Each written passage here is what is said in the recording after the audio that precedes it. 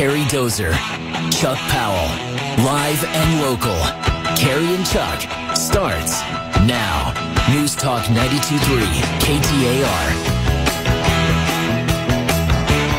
Arizona Congressman Jeff Flake joins us now on Karie and Chuck. And Congressman, thanks for not only calling into the Karie and Chuck program, but sticking with us through 4 minutes of newscast and traffic. We hope that was very helpful for you as you sit on your cell phone in Washington, D.C.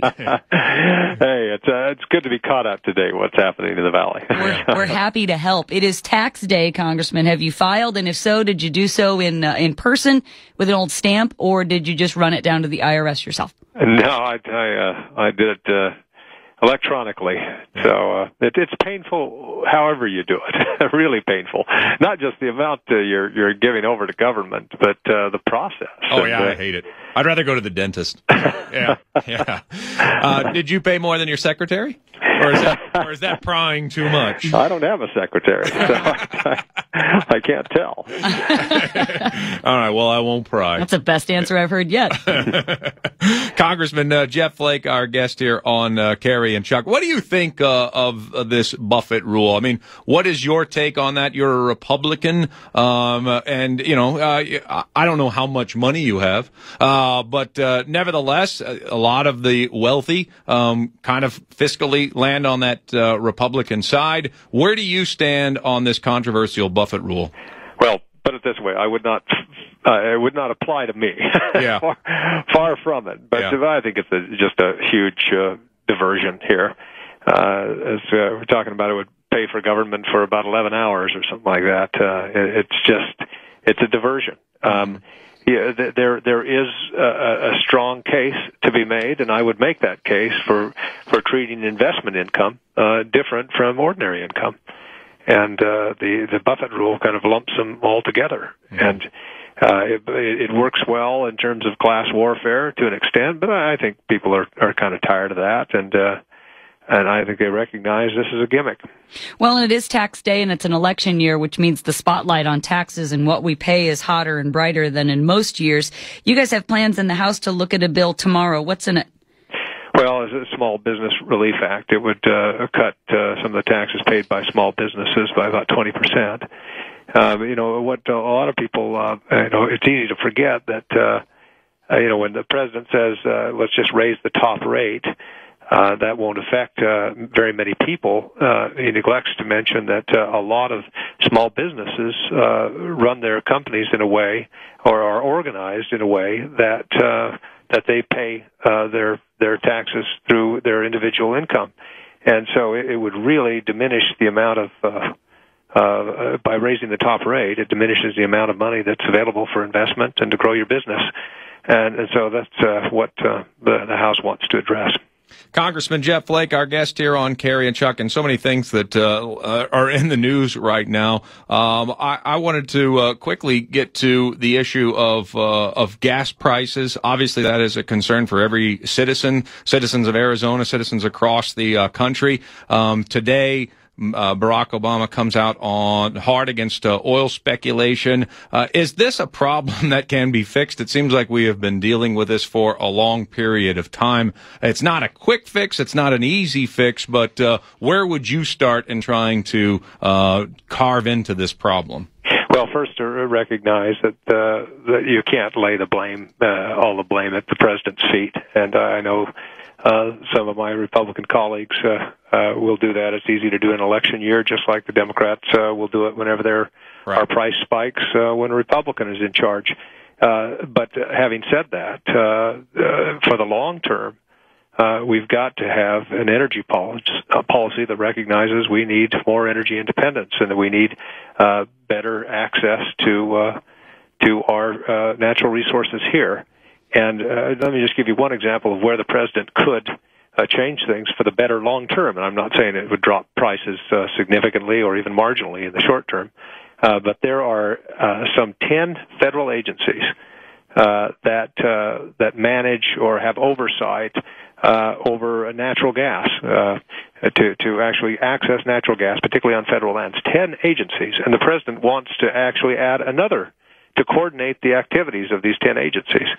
And so it's just very difficult for us to access our own natural resources to lessen this problem unless we change the direction of regulation. And so the president could do that. So when you feel that strongly about alternative energy possibilities, and then you see a story like First Solar, which is a Tempe-based company having to cut 2,000 jobs, I know we're left speculating, Karie and I today, that, wow, we should be at the forefront, not just America, but Arizona, at creating this solar energy and making this a more viable option for the future. So when you read a story and you find out 2,000 jobs are cut from this Arizona-based company, what's your reaction? Well, obviously, we don't like to see any job loss in Arizona, but this is once again an explanation of the perils of government getting involved here. The government does not make for a good investor. It's better to let the market allocate resources rather than government. Government's role is to ensure that. Sorry about that noise. It means we're going into recess for a bit. So. Means you got some time off. Well, thanks for using your time off to talk to us. But so it's too bad that that's happened. I hope that what government's role should be is to have a conducive tax and regulatory environment, and then let these industries compete among themselves. And I think you would have long-term sustainable development of renewables and everything else if you do that. We're talking with Congressman Jeff Flake, who is not only our congressman from Arizona here, but he's a candidate for U.S. Senate to fill the office being vacated by Senator John Kyle at this point. You've endorsed Mitt Romney in the presidential race. Did you watch with interest this back and forth between Hillary Rosen and the Romney campaign? And if so, I'm sure you must talk with your wife, and you guys must be in a similar type situation. Your wife doesn't take quite that big a role in your campaign, but what was your take on that at home and at the office? Well, I can tell you, whenever my wife speaks on my behalf, she's my best surrogate, certainly, and she has a lot of things in common with Ann Romney. We both have 5 children. And Cheryl has worked within the home, teaching piano and teaching voice lessons, and has done what she can, and has spent time also when she's just managing the kids' schedules and everything else. And it is no easy job. So I think that all women who struggle with the decisions made about how to balance, rearing kids and working, and very few have the luxury of being able to just stay at home. I think all the women who struggle with that balance had to be offended by that statement. All right, last one for you, and I want to leave with our most serious question to this point. Castaway or The Island of Dr. Moreau, which was more of a realistic depiction of life on an island alone? I've got to go with Castaway. Yeah. I thoroughly enjoyed that experience. We talked about it last time we were on, and that's more fun than talking about politics, I can tell you that. Yeah. All right, one more. Would you rather go to Gilligan's Island or Fantasy Island?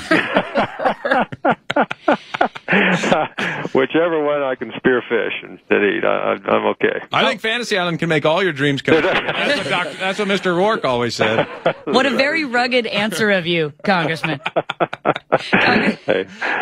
Thanks for your time, Congressman. Hey, thanks, Karie and Chuck. You have a great show. I'm so glad that you keep returning our calls, and it must be because we picked you as one of the people to watch in 2012, as one of the 25 that we got right. So thanks for listening and for caring. And we're still watching. I'll talk to you later. Right. Bye. Congressman Jeff Flake joining us on Karie and Chuck, and we had a little fun with him when we did pick him as a person to watch. It was sort of an easy pick because he's the likely favorite to win the Senate seat that's coming up in November. But he's always been, he's been that guy that doesn't always do what the party wants him to do. So he irritates some people within the Republican Party sometimes. But then, on other things, he's right in line. So it's always interesting to ask him what he thinks. Oh man, I don't know about you, but a politician who has a mind of his own. Wow.